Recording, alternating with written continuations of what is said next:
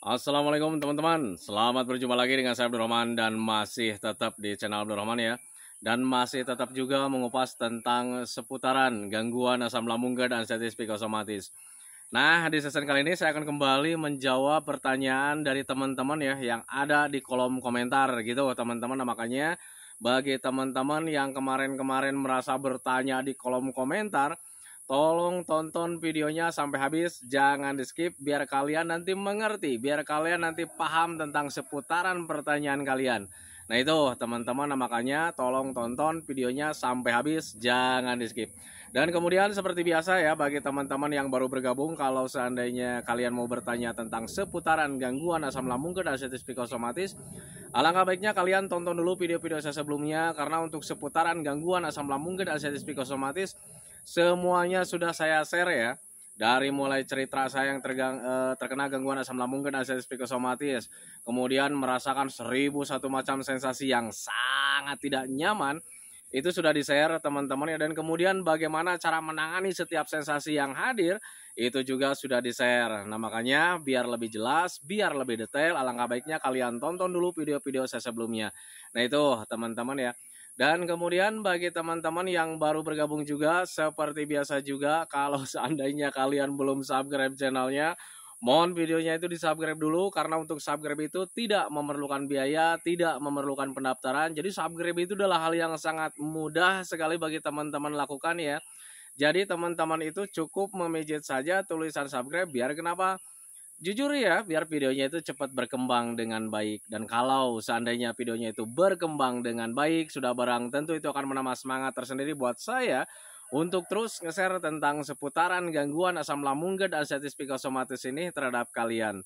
Kemudian yang lebih penting dan yang lebih utamanya, tekan juga tombol lonceng sama tombol like-nya ya, biar kalian itu dapat notifikasi atau pemberitahuan video saya yang terbaru.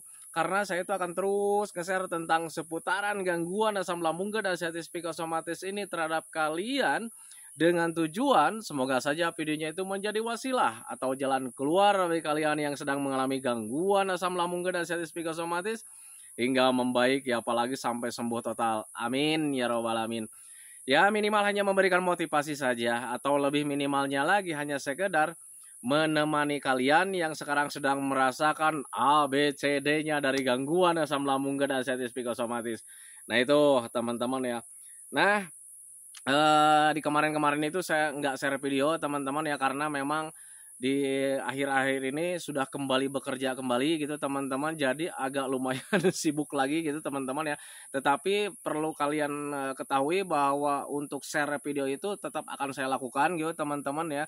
Kalau seandainya ada waktu mungkin saya share videonya gitu teman-teman ya, karena memang untuk gangguan asam lambung dan anestesi psikosomatis itu hanya butuh pengingatan setiap harinya teman-teman ya. Karena ketika kita cemas hadir, ada rasa tidak nyaman hadir, kadang untuk orang-orang yang terkena gangguan asam lambung dan anestesi psikosomatis selalu mengalami kebingungan teman-teman, walaupun sudah dikasih tahu misalkan kemarin itu nggak apa-apa, itu hanya sensasi saja, cara menanganinya seperti ini, tetapi ketika sensasi hadir kadang kita lupa gitu teman-teman dengan cara tersebut.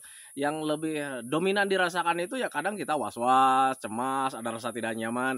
Nah itu teman-teman, kemudian pikirannya selalu kemana-mana tentang hal-hal yang berbahaya.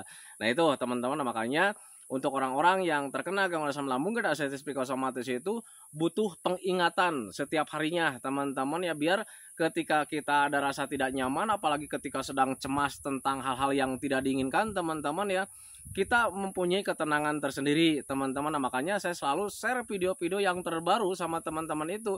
Semoga saja ya videonya itu bisa menghibur kalian gitu teman-teman, bisa membantu menenangkan kalian teman-teman ya. Ternyata gangguan asam lambung dan anestesi psikosomatis itu tidak berbahaya, karena memang pada dasarnya tidak berbahaya sama sekali. Nah itu teman-teman ya. Nah pertanyaan yang pertama teman-teman ya, kita langsung saja karena memang mengingat sekarang itu pertanyaannya itu semakin banyak sekali teman-teman ya. Tetapi bagi teman-teman yang bertanya kemudian belum terjawab juga, mohon maaf atas keterbatasan saya teman-teman, karena memang pertanyaannya itu banyak sekali dari video yang terdahulu sampai yang sekarang itu masih ada juga yang bertanya. Nah itu teman-teman ya. Pertanyaan yang pertama, Pak Abdul, kenapa cemas saya sering hadir? Dan dari mana cemas itu sering hadir? Saya masih bingung kenapa bisa seperti itu. Semoga saya cepat sembuh total seperti Bapak.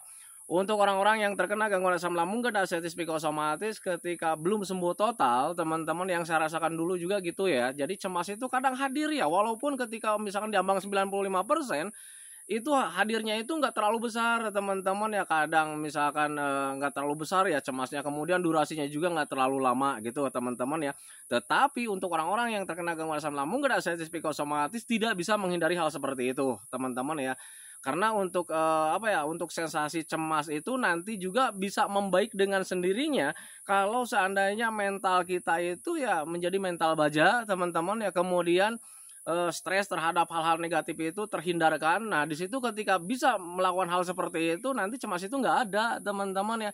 Itu jujur ya, itu pengalaman saya dulu saat terkena gangguan asam lambung dan artritis psikosomatis. Jadi, untuk orang-orang yang terkena gangguan asam lambung dan artritis psikosomatis, paling dominan sekali itu merasakan cemas gitu, teman-teman. Apalagi ketika selalu berpikir tentang kematian. Jadi seolah-olah kita itu sering merasakan bahwa kita itu mengalami ketakutan, kita itu takut mati mendadak, itu yang paling dominan saya rasakan dulu gitu teman-teman. Jadi ketika lagi nyantai begini nggak ada temen gitu teman-teman, lebih dominan kepikiran ya takut mati mendadak gitu teman-teman. Apalagi ketika nggak ada siapa-siapa kemudian sensasi hadir, ya itu yang dirasakan gitu teman-teman ya, takut mati mendadak. Nah itu teman-teman, padahal itu tidak akan terjadi teman-teman ya, itu hanya permainan pikiran saja ketika kita ada trauma gitu teman-teman ya. Dan kemudian ini cemas itu hadir dari mana kan gitu teman-teman ya. Sebetulnya cemas itu hadir dari rasa ya ketidakinginan terjadi sesuatu hal yang negatif teman-teman ya, itu sih sebetulnya.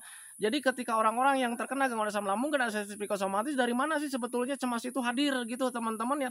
Cemas hadir itu biasanya dari ketakutan atau ketidakinginan sesuatu hal negatif terjadi pada diri kita. Nah itu teman-teman, dan kenapa orang-orang yang terkena gangguan asam lambung dan artritis psikosomatis selalu mengalami hal seperti itu? Ya karena kitanya ada trauma teman-teman ya. Tetapi perlu kalian ketahui juga gitu teman-teman ya, untuk orang-orang normal saja itu hal-hal negatif itu pasti tidak diinginkan teman-teman. Cuman perbedaannya mungkin mereka itu menganggapnya biasa-biasa saja.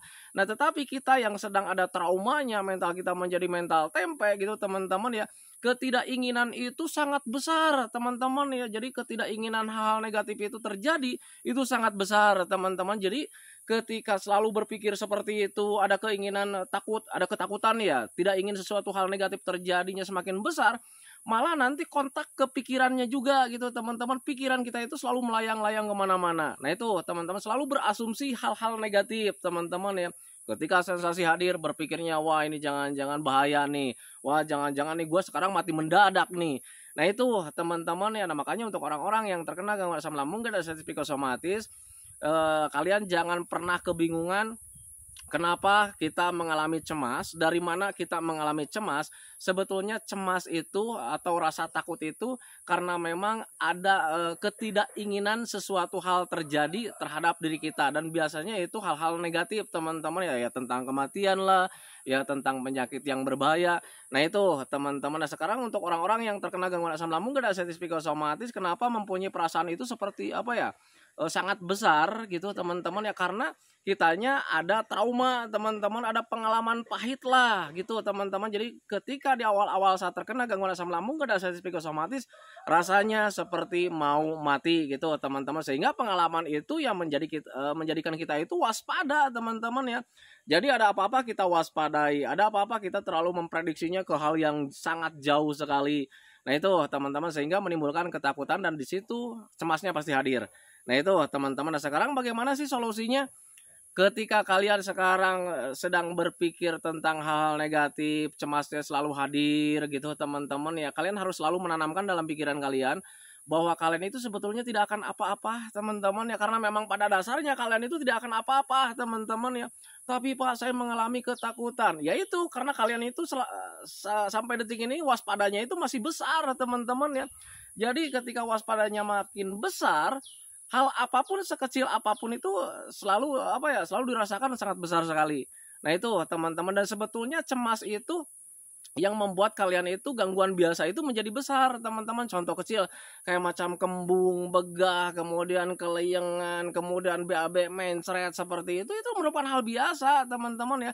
Nah, tetapi karena memang kaliannya itu waspadanya makin besar gitu, teman-teman, akhirnya ketika kejadian-kejadian biasa itu selalu dikait-kaitkan dengan hal besar, teman-teman. Contoh misalkan dikait-kaitkan dengan penyakit yang besar gitu, teman-teman. Kemudian selalu dikait-kaitkan dengan kematian. Mencret saja dulu saat terkena gangguan asam lambung dan sensitif psikosomatis, untuk saya pribadi, teman-teman, ya, ketika mencret berulang-ulang itu saya berpikirnya, wah ini jangan-jangan pencernaan saya hancur. Nah itu teman-teman, dan bayangkan saja kalau seandainya kita berpikirnya, wah ini pencernaan hancur, itu nanti pikirannya itu selalu melayang-layang kemana-mana gitu, teman-teman. Wah ketika nanti hancur, sudah pasti di umurnya nggak panjang.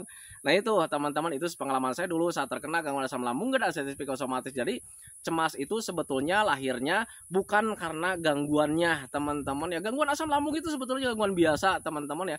Tetapi cemas itu hadir karena memang ketidakinginan sesuatu hal terjadi menimpa diri kita, teman-teman, biasanya untuk hal-hal negatif, teman-teman ya. Dan itu lahirnya karena memang ada trauma juga gitu, teman-teman. Di awal-awal kita menghadapi seperti mau menghadapi kematian, teman-teman, padahal itu bukan. Nah itu teman-teman, makanya pahami saja ke sana. Nah kemudian selanjutnya ya, untuk cemas itu kalian nanti juga bisa bisa berhenti dengan sendirinya kalau seandainya kalian mulai bisa mengolah pola pikir kalian, teman-teman. Jadi rasa cemas itu lebih dominan hadir sebetulnya dari dari pikiran kita yang selalu berpikir tentang negatif. Nah makanya saya selalu menyarankan sama teman-teman itu, usahakan selalu melakukan hobi-hobi yang menyenangkan. Usahakan selalu melakukan aktivitas-aktivitas yang menyenangkan, biar kita itu tidak berpikir kemana-mana, teman-teman. Biar kitanya itu bisa berpikir wajar. Pencernaannya nih sedang mencret nih, wajar kan ya kalau misalnya sedang panas dalam gitu, teman-teman ya. Biasakan seperti itu, teman-teman, biar cepat membaik ya. Nah kemudian selanjutnya, baru 3 bulan terkena asam lambung, sekarang sedang merasakan tidak nyaman perasaan, pikiran dan badan. Mohon solusinya karena bosan berobat tapi tidak kunjung membaik. Untuk orang-orang yang terkena gangguan asam lambung dan sensitif psikosomatis, obatnya bukan obat yang kalian makan, bukan herbal yang kalian konsumsi, teman-teman, tetapi metode, teman-teman. Mari berpikir logika saja. Kalau seandainya kalian pencernaannya sedang tidak membaik, teman-teman, sebagus obat apapun, teman-teman, kalau misalnya kalian asupannya tidak dijaga, itu akan terasa percuma, teman-teman ya. Nah makanya pahami saja ke sana. Jadi untuk orang-orang yang terkena gangguan asam lambung dan sensitif psikosomatis, ketika berobat kemana-mana, kalian itu harus bisa mengolah 3P-nya, teman-teman ya. Kalian harus konsisten menjaga 3P-nya. Pola makannya dijaga, pola hidupnya dijaga, pola pikirnya dijaga. Biar kalian itu ya tidak berlarut-larut ya terkena gangguan asam lambung dan sensitif psikosomatis. Mulai dari sekarang, jaga pola makan dengan konsisten. Dari mulai jam makan kalian jaga, kemudian jenis makanannya juga kalian jaga. Kemudian dari pola hidup itu, usahakan tidur di malam hari itu minimal 8 jam dalam satu malam, khusus untuk orang-orang yang belum membaik gitu, teman-teman ya. Kemudian olahraganya juga harus cukup, tetapi kalau misalnya kalian tidak mampu olahraga, usahakan olahraga tetap jalan semampunya saja gitu, teman-teman. Hindari terlalu banyak sering rebahan gitu, teman-teman ya, karena dengan sering rebahan itu tidak akan membuat kalian membaik. Nah itu teman-teman. Kemudian menjaga pola pikirnya juga, teman-teman. Jangan sampai kalian itu berpikirnya itu terlalu jauh gitu. Ketika kalian menderita, ada rasa tidak nyaman, kalian jangan pernah berpikir bahwa kalian itu mendekati kematian. Jangan seperti itu, karena ketika kalian berpikir seperti itu akan menjerumuskan rasa kalian itu semakin dalam, dan akhirnya bakalan semakin tidak nyaman setiap harinya. Nah itu teman-teman, makanya pahami saja ke sana. Jadi untuk orang-orang yang terkena gangguan asam lambung dan sensitif psikosomatis, usahakan mulai dari sekarang, kalaupun seandainya kalian sudah berobat kemana-mana, usahakan kalian menjaga 3P-nya. Pola makannya dijaga, pola hidupnya dijaga, pola pikirnya dijaga. Selebihnya usahakan gimana caranya supaya hati dan pikiran kita itu tetap senang. Nah itu teman-teman ya. Kemudian siapa lagi nih? Alhamdulillah, semenjak mengikuti arahan Pak Abdul, saya sudah sembuh. Tapi badan masih kurus. Gimana caranya menambah BB biar cepat membaik? Semoga dijawab. Mari berpikir logika saja gitu teman-teman ya. Untuk orang-orang yang terkena gangguan asam lambung dan sensitif psikosomatis, memang lebih dominan badan kita itu menjadi turun ya, berat badan itu menjadi turun teman-teman. Tetapi tidak semua orang yang terkena gangguan asam lambung dan sensitif psikosomatis berat badannya turun. Ada beberapa bagian juga orang yang terkena gangguan asam lambung dan sensitif psikosomatis badannya bisa stabil, atau misalkan badannya itu malah tambah gemuk gitu teman-teman, yang mungkin karena memang pencernaannya sudah membaik. Berarti kalau misalkan badannya yang tidak apa ya, badannya yang tidak terkuras dengan kurus gitu teman-teman ya, masih biasa-biasa saja gitu, itu berarti kalian pencernaannya sudah membaik, mungkin tinggal di psikisnya saja.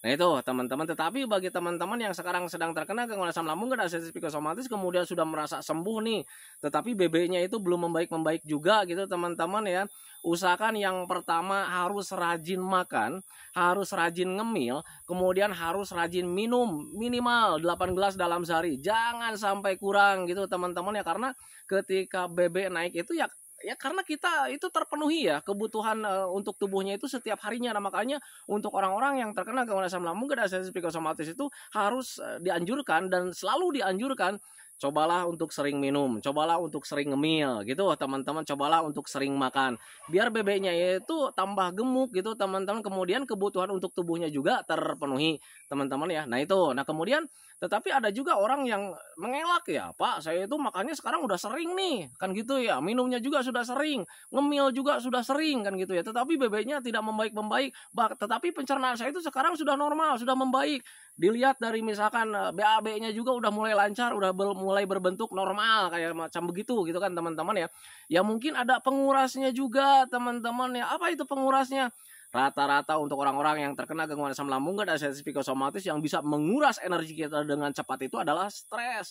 Terlalu banyak pikiran teman-teman ya. Dan kadang untuk orang-orang yang terkena gangguan asam lambung dan sensitif psikosomatis, walaupun sudah diambang 95% kesembuhan teman-teman ya, pikiran negatif itu selalu hadir setiap hari teman-teman ya, tentang kematian lah, tentang penderitaan lah, was-was lah, cemas lah, dan sebagainya itu selalu hadir, lebih dominan di situ teman-teman. Dan tanpa disadari itu menjadi stres tersendiri, dan ketika stres sudah pasti ya energi kita itu terkuras kembali gitu teman-teman. Nah, makanya untuk orang-orang yang terlalu banyak pikiran itu biasanya rata-rata badannya itu nggak gemuk-gemuk teman-teman ya.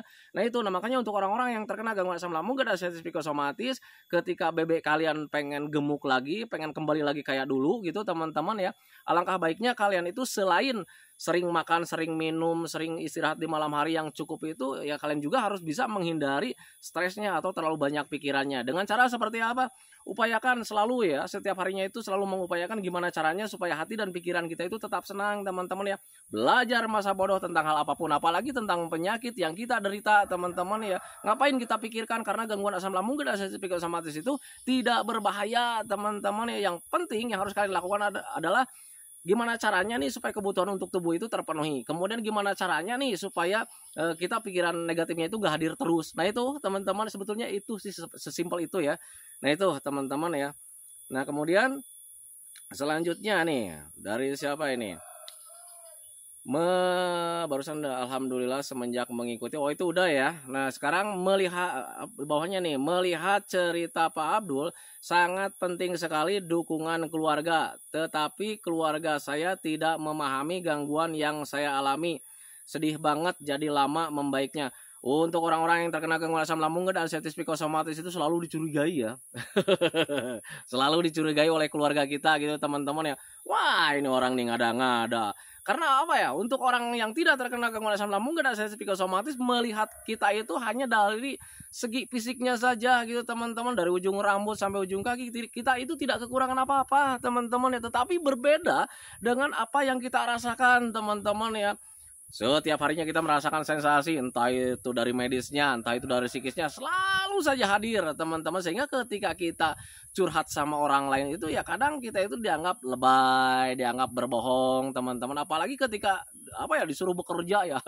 Tolong dong bantuin ini. Kitanya merasa tidak mampu, kemudian ketika kita bilang, malah kita nanti bakalan dicemoohkan sama orang-orang yang belum pernah terkena gangguan asam lambung dan sensitif psikosomatis. Nah itu teman-teman, nah makanya untuk orang-orang yang terkena gangguan asam lambung dan sensitif psikosomatis, ketika dianggap lebay sama orang lain, ketika tidak dipercaya sama orang lain, kalian gak usah khawatir teman-teman, belajar masa bodoh saja teman-teman. Yang penting kita fokus dengan kesehatan kita teman-teman ya. Orang lain mau menganggap kita lebay juga enggak apa-apa teman-teman, doakan saja semoga saja mereka kena.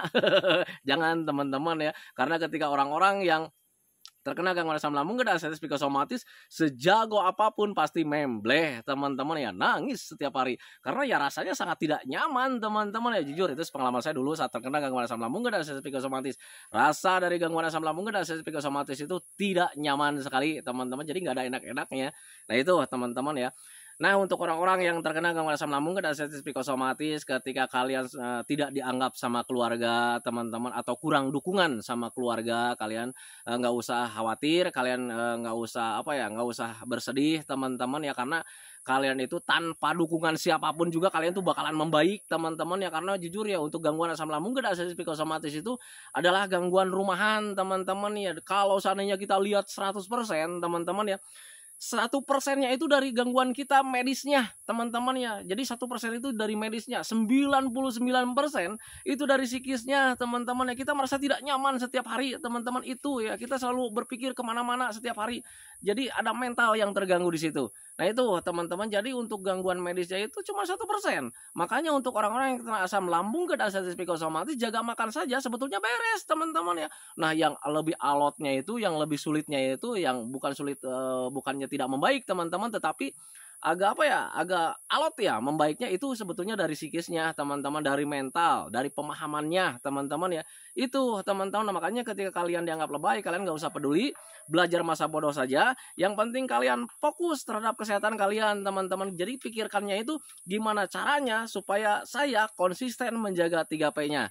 Nah itu teman-teman, biar cepat membaik dari gangguan asam lambung dan sensitif psikosomatis. Nah itu teman-teman ya, makanya pahami saja ke sana. Nah kemudian selanjutnya dari siapa ini? Saya masih belum bisa olahraga seperti yang Bapak sarankan karena masih lemah, letih, lesu, padahal makan sudah normal. Untuk orang-orang yang terkena gangguan asam lambung dan sensitif psikosomatis, ketika makan kalian sudah normal, badannya nggak turun, cuman tinggal di lemah, letih, lesu gitu teman-teman, belum bisa olahraga, alangkah baiknya kalian paksakan saja gitu teman-teman. Kenapa saya katakan paksakan saja? Karena untuk gangguan asam lambung dan sensitif psikosomatis semuanya butuh pembiasaan kembali, butuh latihan kembali. Jadi dari mulai pikiran kita butuh latihan, kemudian butuh butuh pembiasaan, membiasakan diri, memahami, kemudian menekankan dalam pikiran kita bahwa gangguan asam lambung dan sensitif psikosomatis itu tidak berbahaya. Nah itu teman-teman, kemudian dari tenaganya juga kita sudah mulai bisa harus bisa membiasakan diri beraktivitas, karena semuanya juga butuh latihan, butuh pembiasaan. Nanti ketika kalian dipaksakan membiasakan beraktivitas gitu teman-teman ya, nanti juga kalian akan bisa kembali. Ingat ada pepatah mengatakan bahwa kita itu bisa karena terbiasa. Nah itu teman-teman, karena jujur ya, untuk orang-orang yang terkena gangguan asam lambung dan sensitif psikosomatis, apalagi ketika diambang 95%, itu biasanya yang lebih dominan itu sebetulnya dirasa malasnya masih besar teman-teman. Pengalaman saya memang seperti itu. Jadi makan ini udah banyak nih, badan udah mulai naik misalkan seperti itu teman-teman, tetapi untuk aktivitas itu agak sulit ya. Jadi ada lemah, letih, lesu, itu yang saya rasakan dulu gitu teman-teman ya. Kemudian yang lebih besarnya itu sebetulnya kita itu dirangkul dengan rasa malas sangat besar. Nah itu teman-teman, tetapi ketika dipaksakan jalan saja melakukan aktivitas gitu teman-teman ya, sehari 2 hari gitu, lambat laun itu nanti kita itu akan terbiasa dan tiba-tiba kita itu sudah bisa melakukan aktivitas yang seperti biasanya kita lakukan. Nah itu teman-teman, makanya untuk orang-orang yang terkena gangguan asam lambung dan sensitif psikosomatis, biasakan dari mulai sekarang untuk beraktivitas, untuk olahraga gitu teman-teman. Kalau seandainya kalian masih belum bisa juga, ingat semampunya saja sebagai pembiasaan, dan kemudian di awal-awal lah gitu teman-teman yang mengawali untuk membiasakan diri bergerak dan bergerak dan bergerak. Nah itu teman-teman, makanya pahami saja ke sana. Nah itu teman-teman ya. Ini pertanyaannya sebetulnya masih banyak, tetapi karena memang durasinya sekarang udah 23 menit lebih gitu teman-teman ya, saya hentikan dulu. Bagi teman-teman yang belum terjawab pertanyaannya atau terrespon komentarnya, mohon maaf atas keterbatasan saya karena memang yang bertanya itu sangat banyak sekali. Tetapi bagi teman-teman jangan pernah sedih, jangan pernah menyerah, jangan pernah menyesal ketika kalian tidak terjawab juga pertanyaan kalian. Kalian itu bakalan sehat, bakalan sembuh, bakalan kembali lagi keadaan kalian yang dulu, baik semangatnya, moodnya, tertawanya, pokoknya kehidupan kalian yang berwarna itu bakalan kembali lagi teman-teman ya. Karena jujur ya, untuk gangguan asam lambung dan asam psikosomatis itu tidak berbahaya sama sekali karena memang tidak berbahaya sama sekali. Nah itu teman-teman, makanya pahami saja ke sana. Nah itu teman-teman ya videonya, semoga saja videonya itu menjadi pencerahan buat kalian, semoga saja videonya itu menjadi wawasan buat kalian, ya minimal hanya sekedar menemani kalian lah yang sekarang sedang merasakan tidak nyamannya dari gangguan asam lambung dan asam psikosomatis. Kemudian seperti biasa sebelum saya akhiri videonya, saya selalu mendoakan sama teman-teman itu, semoga saja teman-teman itu cepat sehat lagi, cepat sembuh lagi, cepat kembali lagi keadaan kalian yang dulu, baik semangatnya, moodnya, tertawanya, pokoknya kehidupan kalian yang berwarna itu semoga saja cepat kembali lagi. Karena memang saya yakin 100% bahwa keadaan kalian yang dulu itu sangat dirindukan sekali. Nah itu teman-teman, kemudian doakan saya juga teman-teman ya agar saya itu tetap sehat, tetap kuat, tetap ceria, agar masih bisa tetap menemani kalian. Nah itu teman-teman ya, hentikan videonya teman-teman ya. Assalamualaikum warahmatullahi wabarakatuh.